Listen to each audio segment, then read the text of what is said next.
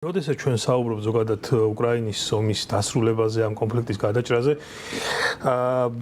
უნივერსალური საშუალება, რაც ყველაზე ეფექტური შეიძლება იყოს, ეს არის ამერიკის და ევროპის ერთობა, ან ტრანსატლანტიკური ერთობა, რომელსაც აქვს იმის, ასე ვთქვათ, პოტენციალი, რომ შეაკავოს რუსეთი და გარკვეულწილად რაც მოლაპარაკებების მაგიდაზე დასვას ორივე მხარე და მედიაცია გაუწიოს ან შესაბამისი ნაბიჯები გადადგას, რომელიც აიძულებს რუსეთს, რომ შეასრულოს თავისი იგივე ვალდებულებები, ვთქვათ, გადაიჭრას ეს კონფლიქტი, ისე რომ ვთქვათ, შეწყდეს მკვლელობები და ასე შემდეგ. სამწუხაროდ ჩვენ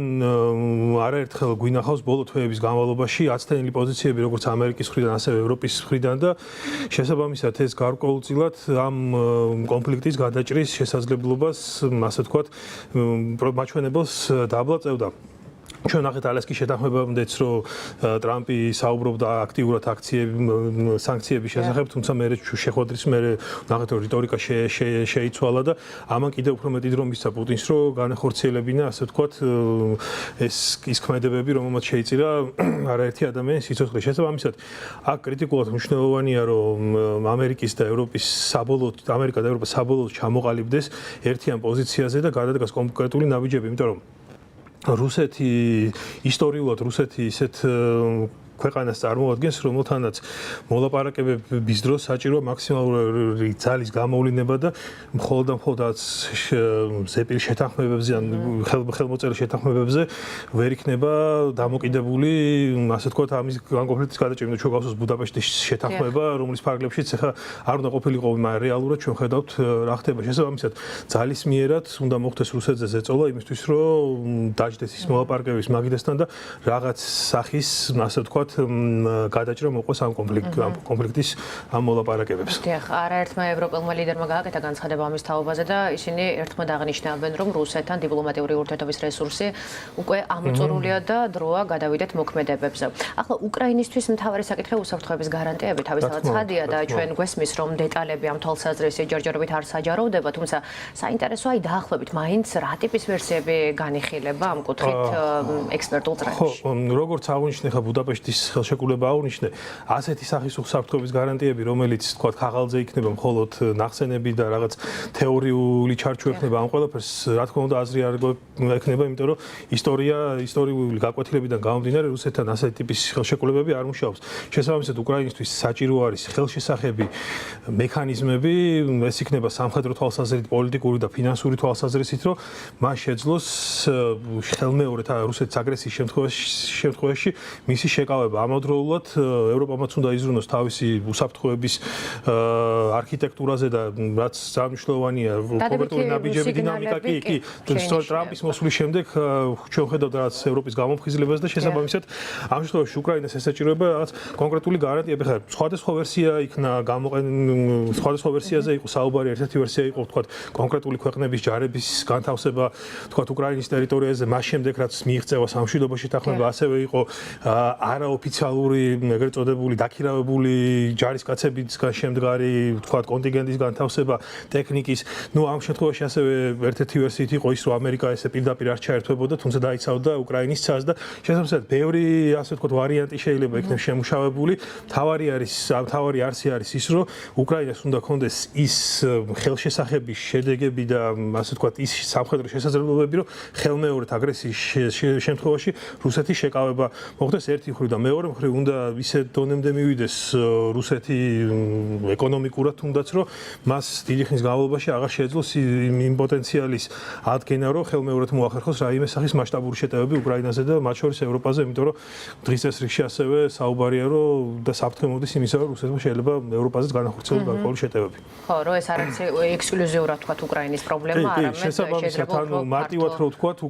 რუსეთს ესმის ძალისმიერი ენა და შესაბამისად ამ შემთხვევაშიც უნდა მაქსიმალურად ამაზე მოხდეს კონცენტრირება.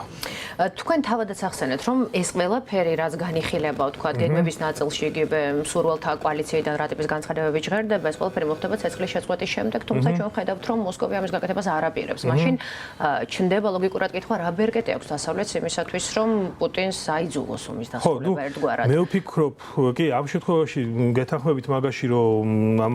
ამას ესაჭიროება კონკრეტული რაღაც ნაბიჯები და შესაბამისად რა რა ხელშესახები ბერკეტით შეიძლება ამ ეტაპზე იყოს ეს შეიძლება გახდეს მეორადი სანქციები, რომელიც კიდევ უფრო დიდ ზეწოლას მოახდენს რუსეთის ეკონომიკაზე და აიძულებს მას, რომ რაღაც კიდევ დასვას მოლაპარაკებების მაგიდას. ეს რა თქმა უნდა არ არის გარანტირებულად შედეგიანი გადაწყვეტილება, თუმცა ვფიქრობ, რომ მაინც საჭირო გახდება ამ დონემდე მისვლა მით უმეტეს იმ პირობებში, როდესაც ტრამპიც ალაპარაკდა ამაზე და ევროპაშიც გარკვეულწილად არის ამის მზაობა, იმიტომ რომ ჩვენ ვხედავთ, რომ რუსეთს გააჩნია გარკვეული უნარი, რომ ამ სანქციების გვერდი აუვალოს და ადაპტაცია განიცადოს. ჩვენ ვნახეთ ეს 12-ვე პაკეტის პერიოდში, დაწესების პერიოდში, თუმცა ამ სანქციების არსის იმაში მდგომარეობს, რომ ამ სანქციებს მოკლე ვადაში არ აქვს ეფექტი, ხოლმე უფრო გრძელვადიან პერსპექტივაზე არის გათვლილი და ამ შემთხვევაში ეს არის ერთადერთი რამ, რამაც შეიძლება პუტინი დასვას მოყოლებს. არა მარტო და უკრაინის რა თქმა უნდა უკრაინისთვის შეიარაღების მიწოდება, რომ მაგან შეძლოს თქვა შესაბამისი პასუხისგაცემა ერთი მხრივ რუსეთისთვის და მეორე მხრივ თავდაცვა ასევე მნიშვნელოვანი უკრაინის სამხედრო შესაძლებლობები რუსეთის ტერიტორიაზე, იმიტომ რომ უკრაინა ახორციელებს გარკვეულ დარტყმებს უშუალოდ რუსეთის ტერიტორიაზე სტრატეგიულ ობიექტებზე, რაც მნიშვნელოვანი დარტყმა და ზარალი არის რუსეთისთვის როგორც ეკონომიკურად, ასევე სამხედრო თვალსაზრისით. და ამ სამივე კომპონენტის გააქტიურების შემთხვევაში უკვე ვფიქრობ, რომ რაღაც ძვრები შეიძლება იყოს ამ კუთხით. სხვაჯერ ამავე თემას ეხმაურება პუტინის ნარატივის გამავრცელებელი ვიქტორ ორბანიც და ის ამბობს, რომ ეს გარანტიები ერთგვარად იმის მანიშნებელია, რომ ახლა სამად უნდა გაიყოს უკრაინა. ეს არის რუსეთის ზონა, ბუფერული დასავლეთის ზონა და სხვაჯერ ანალიტიკურ წრეებში საუბარია კორეის მაგალითზეც. აი, რამდენად რეალისტურად მიგაჩნიათ აი ამ ტიპის პროგნოზები? ჩვენ ამის შესახებ ჩვენ არაერთხელ ხსმენია სხვადასხვა ვერსიები უკრაინის ტერიტორიების დაყოფის შესახებ, თუმცა ეს რა თქმა უნდა ეწინააღმდეგება რუსეთის უკრაინის სუვერენიტეტს, ტერიტორიულ მთლიანობას და ანტიკონსტიტუციურია, ესე მარტივად რო ვთქვათ. მეორე მხრივ ესეთი პრეცედენტის დაშვება რომ მოხდეს, სხვა ანუ წარმოედგინეთ, ეს იქნება მთელი მსოფლიოსთვის სიგნალი, რომ ძალისმიერი მეთოდებით თანამედროვე 21 საუკუნეში ძალისმიერი მეთოდები შესაძლებელია კონკრეტული ქვეყნების საზღვრების ცვლილება, რაც შუა საუკუნეებში ხდებოდა, ხო და შესაბამისად ყველანაირი საერთაშორისო სამართლებრივი ღირებულებები, დემოკრატიული ღირებულებები, რაზეც დღევანდელი განვითარებული სამყარო ყველაფერი დაიმსხვრევა. შესაბამისად ეგეთი ტიპის გადაწყვეტილება ნაკლებად, რა თქმა უნდა, უკრაინისთვის ეს რაც კატასტროფული გადაწყვეტილება იქნება, მაგრამ ეს ასევე დააზარალებს ლიბერალურ და დემოკრატიულ სამყაროსაც. შესაბამისად, ამიტომ მე ნაკლებად თუმცა გამორიცხული არაფერი არ არის, მაგრამ მე ნაკლებად სავარაუდოდ მგონია, რომ უკრაინა რაიმე სახით დათანხმდეს ტერიტორიულ დათმობებს.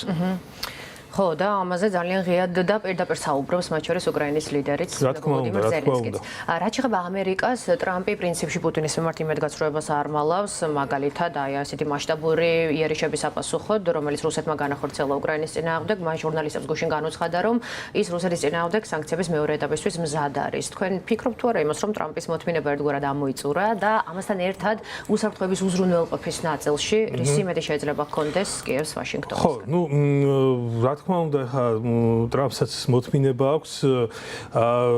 პუტინის ეს ქცევები, როგორც ის იქცევდა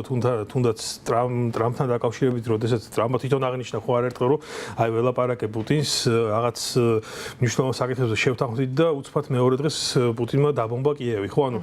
ტრამპისთვისაც პიროვნულ დონეზე შეურაცხყოფელია ის გარემოება და ის ურთიერთობები და ის ნაბიჯები, რასაც პუტინი დგავს და შესაბამისად ესეთი ეგეთ ასე ვთქვათ, მოქმედებებზე რეაგირების არ გაკეთება უკვე მის იმიჯსაც ანგრევს, რასაც ის ძალიან დიდ ყურადღებას აქცევს. შესაბამისად,